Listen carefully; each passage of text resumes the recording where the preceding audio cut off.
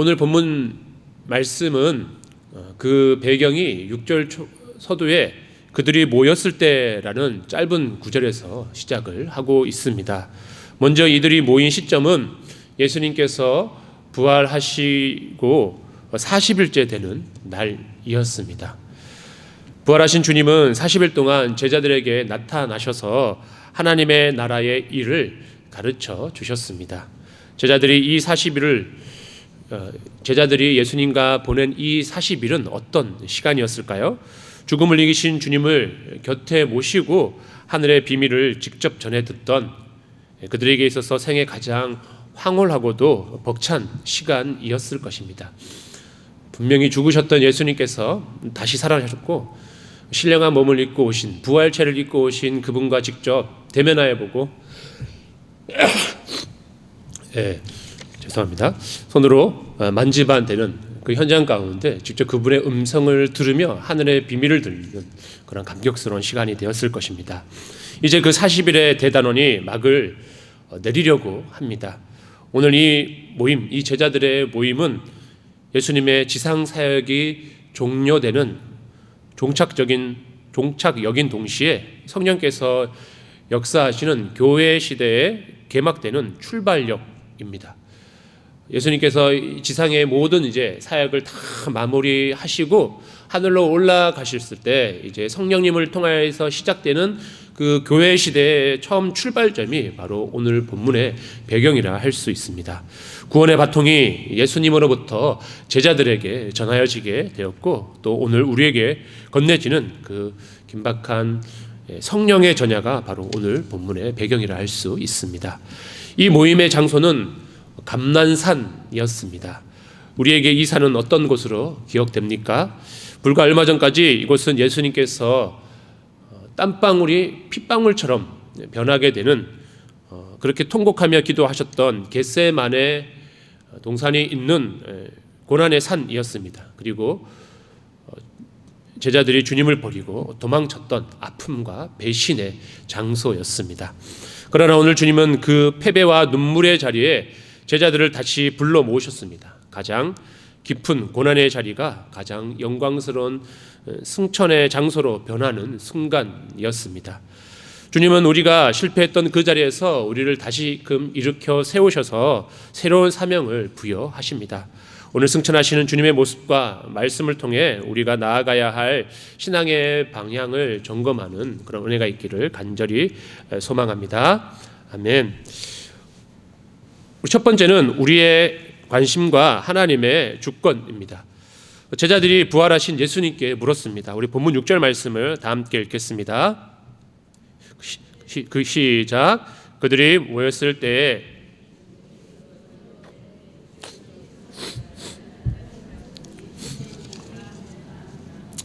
아멘.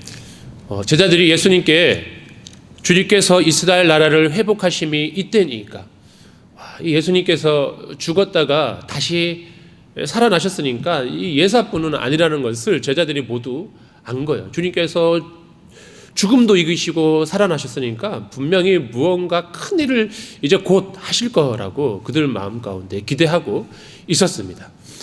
곧 예수님께서 이제 부활의 능력을 힘입어 가지고 이스라엘의 왕이 되시고 로마의 독립으로부터 자유를 쟁취하시고 그 옛날 가장 부강하였던 다윗 왕의 그 나라를 회복하고 부흥하게 될 것을 기대하고 있었습니다.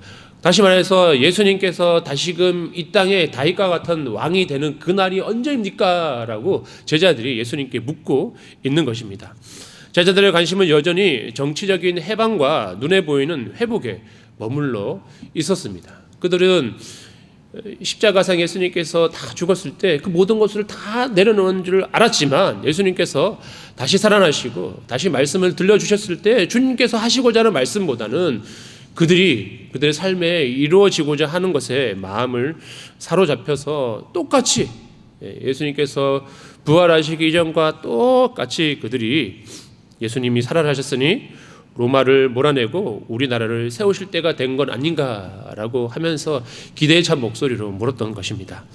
우리도 기도할 때 이와 비슷할 때가 있습니다. 하나님의 뜻과 계획에는 하나님께서 우리를 통해서 하시고자 하시는 그것에는 전혀 관심을 갖지 않은 채 여전히 자기중심적인 사고로 자신의 필요만을 하나님께 묻는 것이죠. 하나님, 제 삶에 이렇게 부족한 것이 있는데 채워주십시오. 하나님, 제게 꿈이 있는데 이것이 이루어지기를 원합니다 라고 구하는 것이죠. 이것이 나쁜 건 아니에요, 그죠?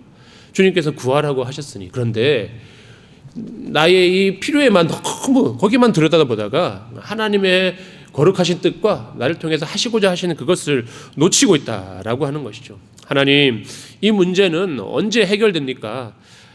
하나님, 내 자녀는 언제 제대로 제자리를 잡습니까? 주님, 지금 이 어려운 경제적인 이 형편은, 이 고통은 언제쯤 끝납니까? 라고 하면서 문제에 몰두하여서 하나님을 놓치고 하나님의 뜻을 저버릴 때가 얼마나 많은지 모릅니다. 이처럼 우리는 늘 때에 집중합니다. 그러나 예수님의 대답은 단호하셨습니다. 본문 7절 말씀을 함께 읽겠습니다. 이르시되 때와 시기는 아버지께서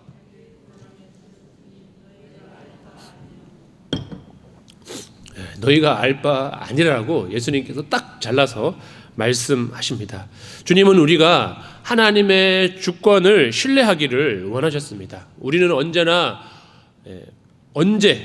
때에 대한 시간의 문제에 매몰되어 있을 때 정작 우리에게 주시는 이 사명에 대한 것을 놓쳐버릴 때가 많이 있다라고 하는 것이죠. 여러분, 인생의 시계는 우리가 돌리는 것이 아닙니다. 우리가 시간을 좌지우지할 수도 없고 하나님의 그 때를 우리의 마음대로 바꿀 수도 없습니다. 우리의 시선은 우리의 시간에 대한 이 내용은 하나님의 시간표를 훔쳐보려고 하는 월권 행위가 될 수도 있습니다. 미래를 미리 알면 조금 더 안심할 수 있고 미래를 미리 알면 평안을 누릴 수 있기 때문이죠.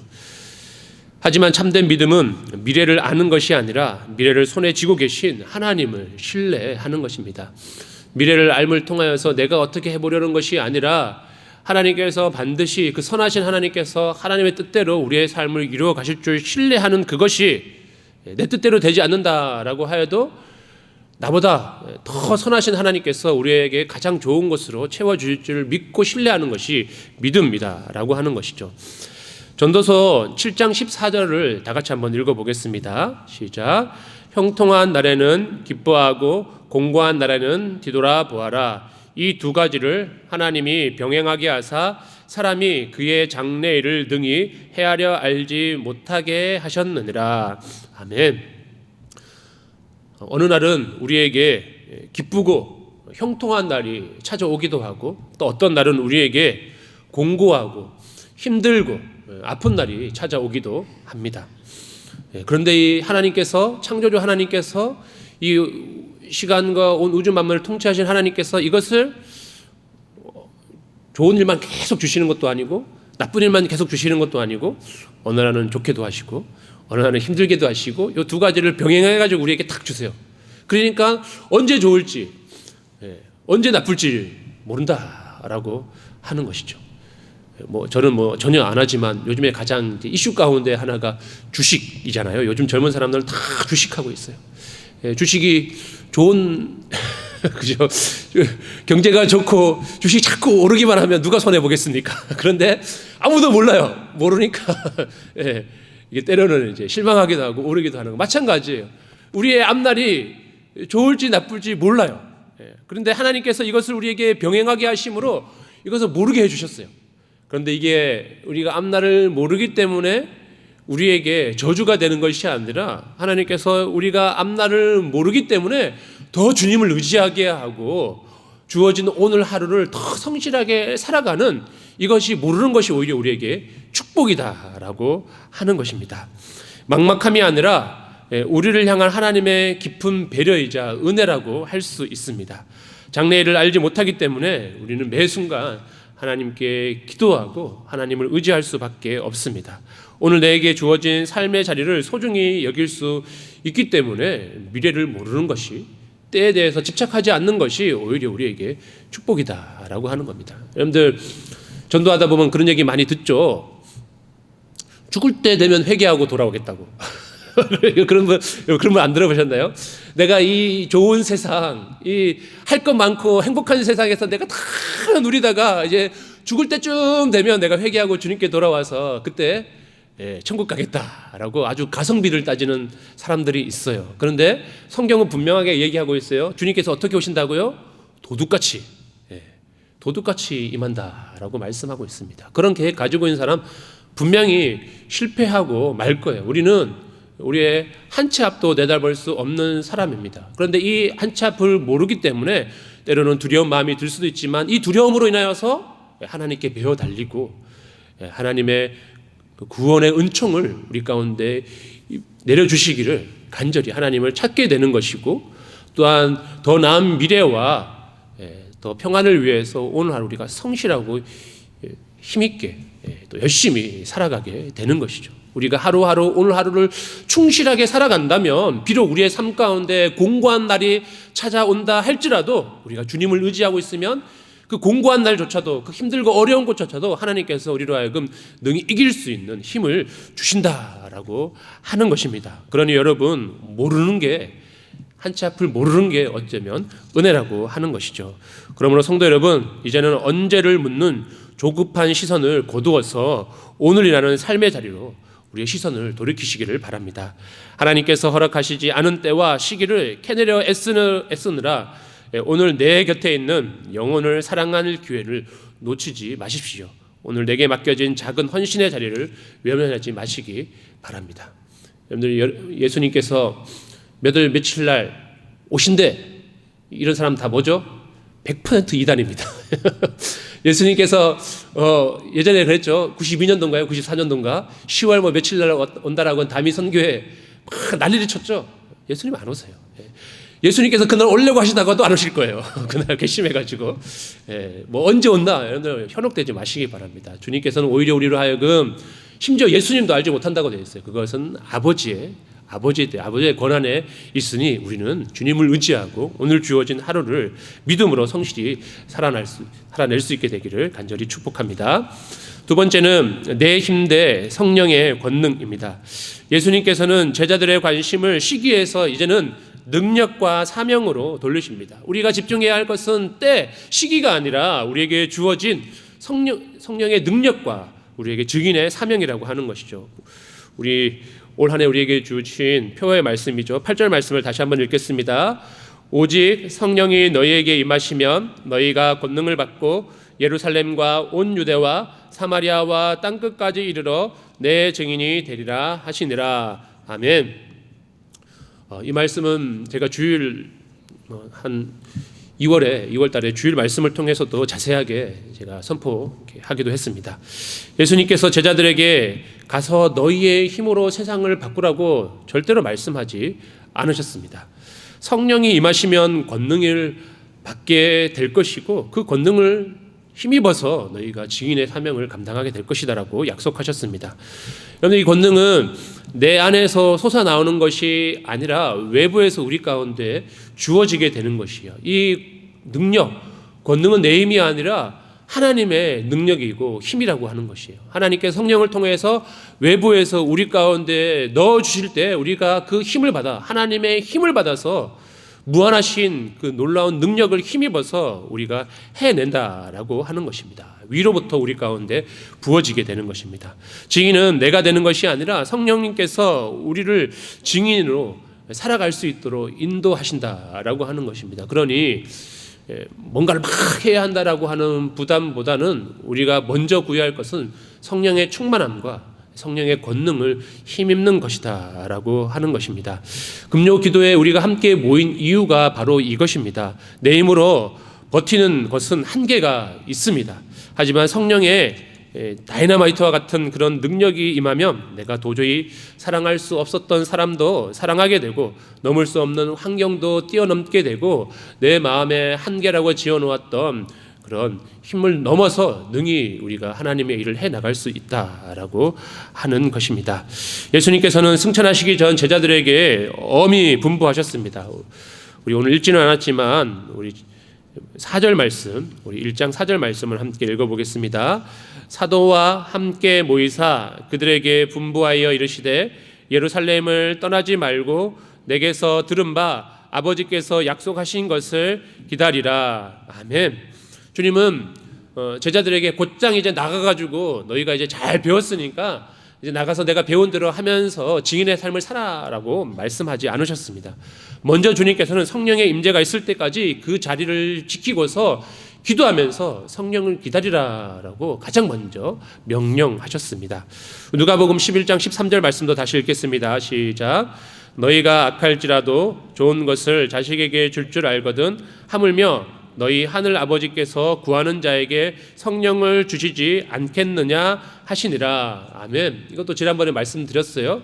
구하는 자에게 성령을 주시겠다라고 예수님께서 약속하시고 말씀하셨어요. 그러니 우리가 증인의 삶을 시작하시기 전에 가장 먼저 해야 할 것은 성령의 강력한 임재와 성령의 충만함과 성령의 권능이 우리 가운데 임하기를 기대하며 믿음으로 우리의 기도의 자리를 지켜나가고 간절히 구하는 그것이다라고 하는 것입니다. 기도는 성령의 권능이 우리의 삶에 흘러나오는 유일한 통로라고 하는 것입니다. 기도 없이는 우리가 성령의 권능을 절대로 입을 수가 없습니다.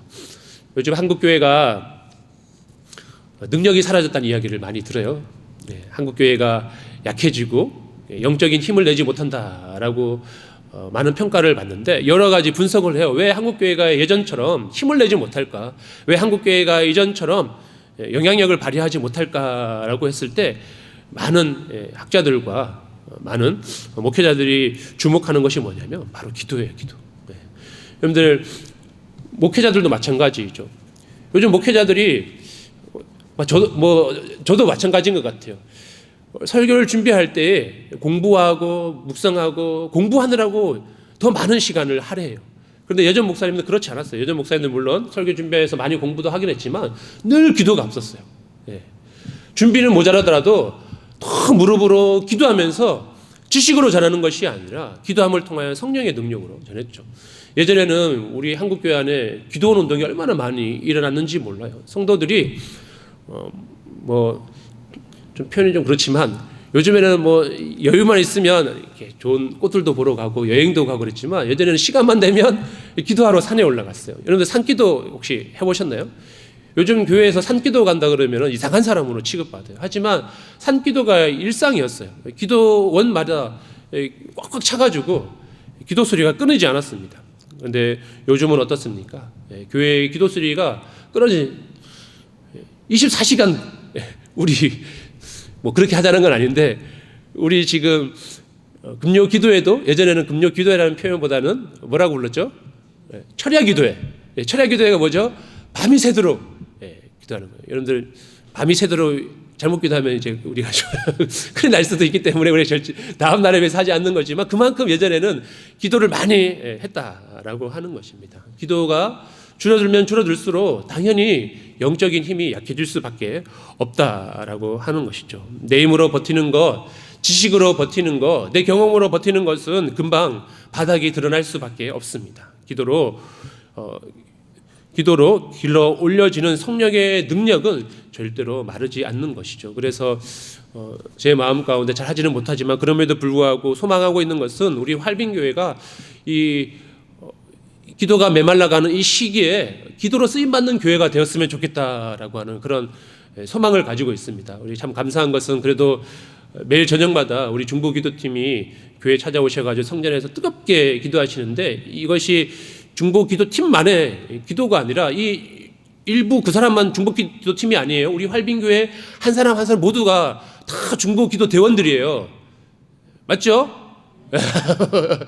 저도 그렇고 여러분들 모두 다 그렇고 그러니 매일 나와서 할 수 없으면 여러분들 일주일에 하루라도 정 안 되면 한 달에 한 번이라도 여러분들 그 기도의 자리에 함께 나와서 뜨겁게 기도해 보십시오. 성령님께서 우리를 통하여서 놀라운 일들을 이루어 가실 줄로 믿습니다. 오늘 밤 예루살렘을 떠나지 않고 기도의 자리를 지켰던 제자들처럼 우리도 간절히 부르짖읍시다. 주님, 제 마음에 성령의 불을 내려 주옵소서. 내 힘이 아닌 주님의 권능으로 오늘을 살게 하여 주옵소서. 우리가 끝까지 기도의 자리를 지킬 때 약속하신 성령께서 반드시 임하셔서 우리의 삶을 새롭게 하실 줄로 믿습니다. 마지막 도피될 종말론적인 삶입니다. 예수님께서 이 말씀을 마치시고 제자들이 보이는 앞에서 하늘로 승천해서 올라가셨습니다. 제자들이 넋을 놓고 하늘을 막 쳐다보고 있을 때 흰옷 입은 두 사람이 나타나서 말합니다. 우리 본문 11절 말씀도 다시 한번 읽겠습니다. 시작. 이르시되 갈릴리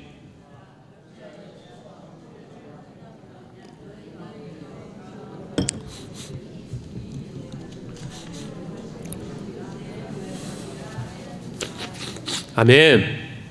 예. 저는 처음에 말씀 볼 때 당연하죠. 예수님께서 하늘로 막 올라가시는데 그걸 안 쳐다보고 있을 사람이 누가 있어요? 우와. 여러 가지 환호가 있겠죠. 야, 예수님께서 이제 하늘을 보자 우편으로 올라가시는구나 하는 그 영광의 모습을 보는 사람들도 있었을 것이고, 또 어떤 누구는 예수님께서 이렇게 올라가시면 안 되는데 아쉬워하는 마음으로 올라보는 사람들도 있었을 것이고, 그런 초자연적인 신비로운 광경을 보면서 딱 쳐다보고 있는데 천사가 갑자기 이러죠. 갈릴리 사람들아 어찌하여 서서 하늘을 쳐다보느냐.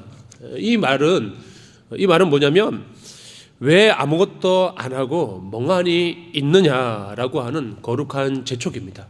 방금 주님께서 너에게 무엇을 말씀하셨느냐라고 하면서 더 이상 하늘만 쳐다보면서 멍하니 있지 말고 하나님의 말씀을 기억하고 지금 가서 그 말씀대로 행하라라고 하는 것입니다.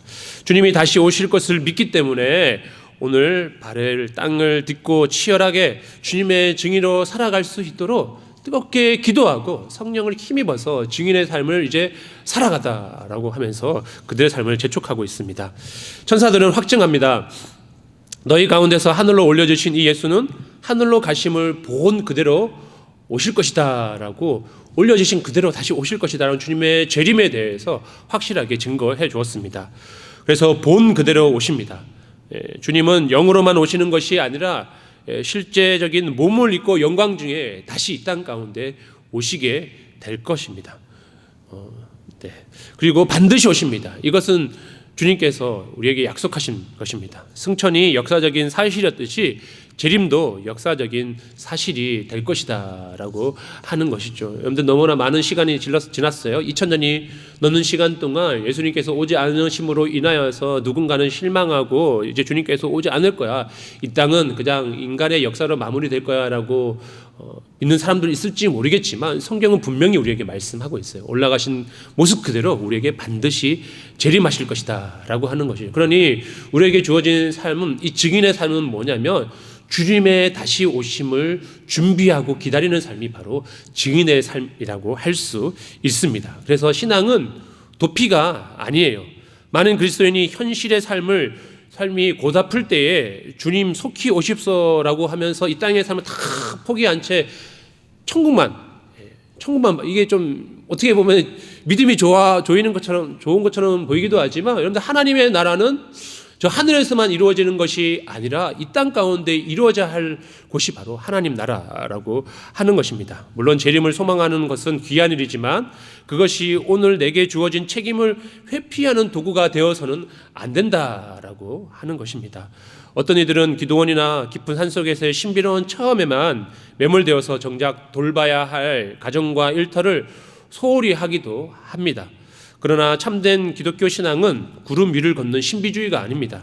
가장 높은 하늘의 소망을 품고 가장 낮은 이 땅의 현실을 치열하게 살아내는 것이 진짜 신앙인이라고 하는 것이죠. 그래서 교회는 여러분들이 일주일 내내 교회로 나오라고 여러분들 권면하지 않아요. 우리가 주일에 예배하고 들은 말씀을 가지고 힘을 내고 용기를 얻어서 세상으로 여러분들을 파송하는 거예요. 세상 가운데 삶의 자리에서 그리스도인답게 살아가는 것이 우리에게 주어진 사명이다라고 하는 것이에요. 조금만 힘들면 물론 이제 교회에 성전을 사모하고 성전 앞에 나와 기도하는 것은 너무 좋은 일이지만 여기에서만, 우리 교회 안에서만 아무리 좋은 영향력을 미치면 뭐 합니까? 교회 안에서만 우리끼리만 즐겁고 좋아하면 뭐 하냐 이거지요. 하나님께서 우리를 세상에 빛과 소금으로 불러주셨습니다. 이곳에서 힘을 얻고 세상에서 나가서 맞서서 믿음으로 승리해야 하는 것이죠. 때로는 실패할 수 있어요. 넘어질 수 있습니다. 상처 입을 수 있습니다. 그럼 다시 교회에 나와서, 주님 전에 나와서, 주님 앞에 나와서 위로받고 다시금 힘을 얻고 또 나가는 것이죠. 그것이 우리 그리스도인의 삶의 모습이다라고 하는 것입니다. 주님의 다시 오심을 기다리는 삶을 조금 더 바꾸어 말하면 종말론적 삶이라고 할 수 있습니다. 실제 초대교인들은 예수님께서 속히 오실 줄 알고 열심히 정말 매일 하루하루를 충실하게 살아갔습니다. 이 땅에 소망을 두지 않고 하늘에 소망을 두고 하늘에 상급을 쌓으면서 이 주어진 현실을 믿음으로 살아갔습니다. 그들은 자신의 소유를 아까워하지 않고 기꺼이 팔아서 사도들 앞에 내놓고 이것이 교회와 하나님 나라와 전도하는 데 쓰이도록 기꺼이 내어놓았고, 공동체 중에서 어려운 자들이 있으면 기꺼이 물건을 통용하고 나눔을 통하여서 아름다운 그리스도의 사랑을 나타내었습니다. 그들이 그렇게 할 수 있었던 것은 곧 주님께서 오실 것에 대한 재림에 대한 확신이 있었기 때문입니다. 주님께서 오실 그 길을 준비하는 삶의 모습이 그러한다고 생각했기 때문이죠. 그래서 진정으로 주님의 재림을 기다리는 성도의 삶의 태도부터가 다르죠. 요즘 대신방을 하면 여러분들 대신방을 이제 딱 앞두고 있다 그러면 가장 먼저 뭐 하죠? 물론 여러분들은 신앙이 좋아가지고 기도하고 말씀을 삼아하는 마음으로 기다리고 있을지 모르겠지만, 저희 같은 경우 저희 집에 손님이 온다 그러면 청소부터 합니다. 청소부터 하죠. 마찬가지예요. 여러분들, 우리가 주님의 오실 길을 준비하는 것은 뭐냐면 우리의 삶의 모습을 정결하게 하는 거예요. 죄악에 빠지지 않고 우리를 거룩하게 지켜나가는 것이 먼저가 되어야 하는 것이죠. 우리의 자신의 삶 자체를 거룩한 산제물로 드릴 수 있어야 하는 것이고, 또 하나는, 두 번째는 복음 전파를 최우선 과제로 삼아야 하고, 또 이웃과 나누는 삶의 인생을 가장 큰 즐거움으로 삼아야 하는 것이죠. 그것이 그대로 오시리라고 약속을 믿는 자의 마땅한 도리라고 하는 것입니다. 결코 이 세상의 영원한 초소인 양 착각해서는 안 되는 것이죠. 썩어질 부와 명예에 집착하고 오직 자기의 몸의 안위와 건강만을 우상처럼 돌보며 세상의 것에 모든 소망을 걸고 있다면 그거는 기다리는 자의 모습이 아닙니다. 우리는 이 땅에서의 나그네임을 잊지 말고 오직 다시 오실 주님께 시선을 고정하며 다시 오실 주님을 기다리는 그런 슬기로운 다섯 처녀와 같은 그런 믿음의 종이 될 수 있기를 간절히 소망합니다. 말씀을 맺겠습니다. 성도 여러분, 우리는 초림의 주님과 재림의 주님 사이를 살아가고 있는 사람들입니다. 주님은 그대로 오실 것입니다. 이 약속을 믿는 사람들은 그 모습이 달라야 합니다. 조급함을 내려놓으시고 때는 하나님의 주권에 있음을 믿고 주님께 맡기십시오. 성령의 충만함을 구하십시오. 내 힘이 아닌 주님의 권능으로 살아야 합니다. 그리고 오늘의 삶을 충실하십시오. 하늘만 바라보지 말고 주님이 보내신 땅끝, 내 가정과 직장, 이웃, 이 나라 가운데에 하나님의 나라가 임하기를 간절히 바라는 증인의 삶을 살아갈 수 있는 저와 여러분이 되기를 주님의 이름으로 축복합니다. 아멘.